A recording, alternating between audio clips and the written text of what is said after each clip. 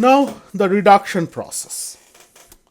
For a SOP expression, put 1 in each min term, 1 for each min term in the expression in the corresponding box in the table, right? And group the adjacent one in a maximum way in power of 2. So there is a grouping involved, and we want to form a group of ones, but in that group we can have number of members as 1, 2, 4, 8. We cannot have like 3 or 6 or 7, something like that. Your number of members in a group has to be power of 2. That is the second thing. Once we can determine such maximum grouping, we write down one product term for each such group of 1. Let's take example. Okay, there are two variable. Let's say fxy is given as my SOP as 0, 1, 3. So what we do, we construct the table and put one of into the corresponding boxes. So 0, this is 1, this is 1, and this is 1. Right? Then we start grouping between the neighboring ones. Okay, so here I can group like this, their neighbor boxes. So we can group like this, and also we can group 1 and 3. I'll come to that. But this is the maximum group I can make. I cannot go beyond that. We cannot include anything else. There is nothing to group in. So, but that group is okay. This is 2, like power of 2, 2 to the power 1 is 2. So how do I write the term? Now we look like what is the constant value in this group. So the y within this group is changing. Like for this guy it is 0, this guy it is 1. But the constant, x is constant at 0, right? If it constant at 0, we write x bar, okay? And then we make another group, like 1 and 3, as I said. Now again, in this group, I'll take what is constant in the group. For this and this, x is varying, right? For this, x is 0, for this, x is 1. But seems like y is at constant at 1. So I write its uncomplemented form as y and OR them. So my reduced expression become x bar or y. Just by looking at this K-map table, group, make a maximal group of 1, we do that. Let's take another example. fxy, like m12. So 1, 2, we do it. Now here, these two are not neighbor, right? By definition, they are differing actually like 2 bits. Like this is like 1, 0, this is 0, 1. So what we do? We just simply take a group of 1. We said that a group can have a 1 element there. And now per element, we see what is my constant, right? For this group, a constant is x at its complement form, which is x bar, and also it constant at y, which is uncomplemented form. So that's why it comes like x bar y. And for this term, this group, x is constant at 1, so it is x, and it's constant at y at 0, so it becomes y bar. So x, y bar, and we OR them. Now let's take example of 3 variables, right? So I have a function. I construct like fxyz as a sigma of min term 0, 1, 2, 3, 4, 5. I construct the K-map table for 3 variables, put ones for those indices box for the corresponding box. And then what I do, I see I can make a big group of 4, 1. They're all neighbor, right? This neighbor to this neighbor to this neighbor to this. So it kind of, they are all included in a neighborhood group because one is neighbor with another. So it's kind of a transitive relation you can think of.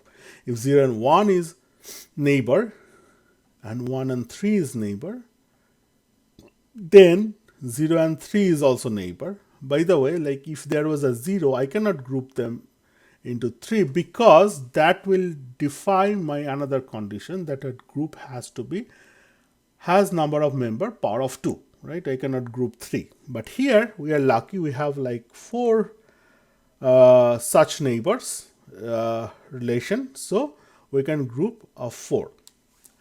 And here other group is also this group. See, like this guy is neighbor with this guy is neighbor with this guy is neighbor with this guy is neighbor with this. So we can actually start forming a big group with 0, 1, 4, 5, these boxes.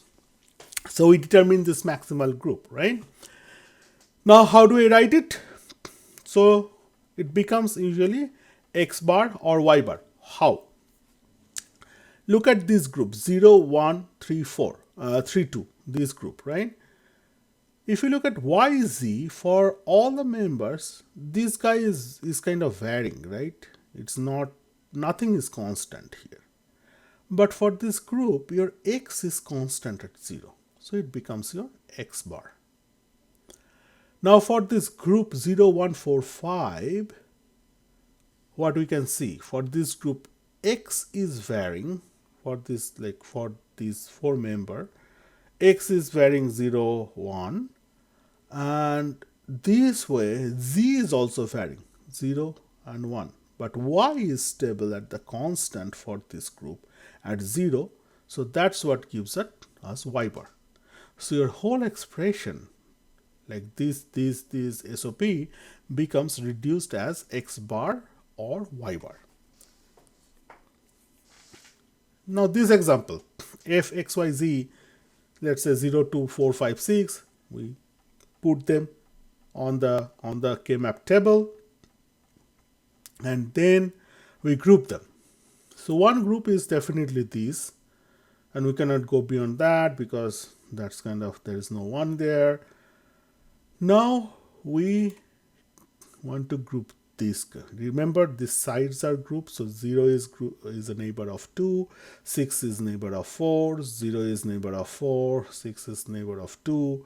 So we can make a big group across the edge, right? Even they, like, visually they appear to be distant, but they are really neighbor, right? So we can make a group of 2.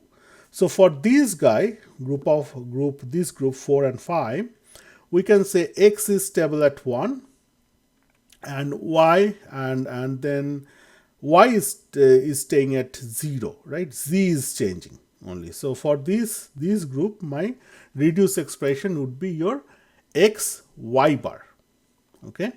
And for this big group, we see the x is varying. It can be 0 and 1, and also y is varying, right? Y is 0 here, 1 here, but z is constant, like z is 0 in this area and 0 in that area, so it becomes a z bar, and we OR them. So your reduced expression become, for this SOP, become xy bar or z bar. Another example, 1, 3, 4, 5, 6. Okay, sigma m 1, 3, 4, 5, 6. We put them the 1, and then let's say we do a 4, 5 group. We can make an 1, 3 group, and we can make a 6, 4 group, and which will become like this. Like, and you can say, hey, wait a minute, I can form a group 1, 5. What happened to that? So this is a group which won't be taken because we can still make this group, okay? But this group is unnecessary. This group is unnecessary. Why? Because we maximally group until and unless all the ones are become a part of a maximal group. So here in this group 1 and 5, if you see, both the members are part of another group, okay, part of another group. So we don't include them, okay.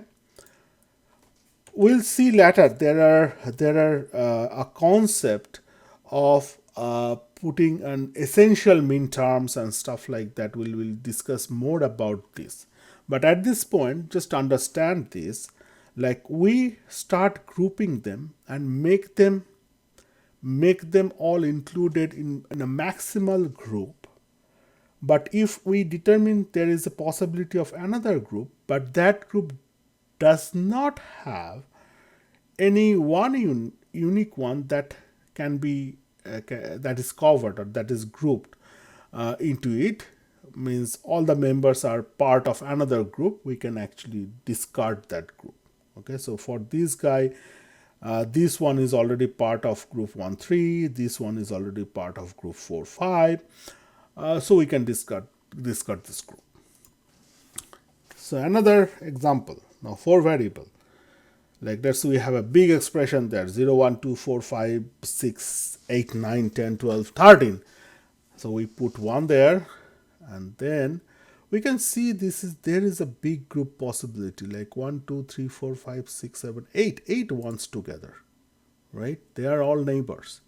And also we can group like this 2 6 and 0 4 together. So this whole thing for me will become like this. And for this big expression, we put them all 1, and we see there are possibilities that we can group these chunk of neighboring ones together in a group of 8, and then we can group these 2 6 and 0 4 together, make a group of 4. We cannot expand it, and then we are left with this one. What to do with this? Remember, 10 is neighbor of 8, 8 is neighbor of 0, 0 is neighbor of 2, so we can group all the corner boxes here. Okay, we group all the corner boxes. So I have, from there I can see I have 3 groups. That means 3 term will come up as an OR between them, So, and that will become your y bar or w bar z bar or x bar z bar. So let's see, like for this big one, I can see w and x in varying, z is varying, only y is constant in this group, which is constant at 0, so y bar came up. And then between this group 0 4 2 6, that group is your what do we say, your w is constant at 0 and z is constant at 0, so that becomes your w bar z bar. And for this group of 0 2 10 and 8, your constant is x at 0, which is x bar, and z at 0 is constant, which is z bar. So that's what your reduced expression become, y bar or w bar z bar or x bar z bar. Now let's look let us look at this grouping in a more formal step, little bit from the algorithmic perspective, right? So how we are grouping? So to start with, all the ones, we can actually make a group of 1, right? Group of 1.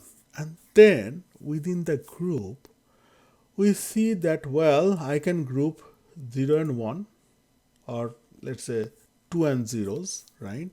And then I can group 6 and 4.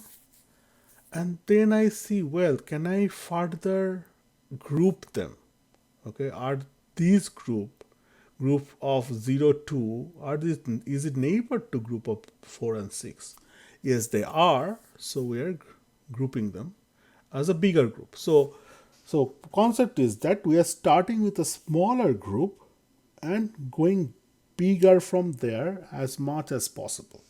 All right. Similarly, we can group like 0 and 1 and 4 and 5. And then we see, okay, these two groups are neighbor with each other. Then we'll group them, but let's group 12 and 13, similarly 8 and 9. So they become group of 2. Now we look for whether can I increase that group membership, right? So can we merge those groups? So yes, we can merge this group we can merge that group, and then of course then this group 0, 1, 4, 5 is becoming neighbor of 8, 9, 12, 13, and we can merge them and make a group of 8. So in the back of your mind, when you think that how am I going to do this bigger group, like we're doing it visually, right? But this can be also thought of underlying. We start with a small group and start expanding them like this, right? So start with a small group and start expanding this group, merging the group, make a bigger group, and so on and so forth. So with this step, now you can imagine, like you can make these boxes and this neighborhood, you can represent in terms of like graph relation, and you can start merging the neighbors inside the graph to make a bigger groups, right? So there is a possibility that we can actually write an algorithm with these formal steps, and then on top with that algorithm we can write a formal computer software program to do the same thing for us, right? Now another point is this: we can make a group this. Also there is a possibility we can group this, but we cannot merge this group, because if we merge these two groups 0, 1, 4, 5 and 4, 5, 12, 13, then we'll end up in a group which has 6 members in it, which is not allowed by our first the initial constraint that we talked of. Number of member in a group has to be power of 2, so we cannot group these two groups into a bigger group of 6. We cannot do that. That's one constant to be considered when we are writing that algorithm.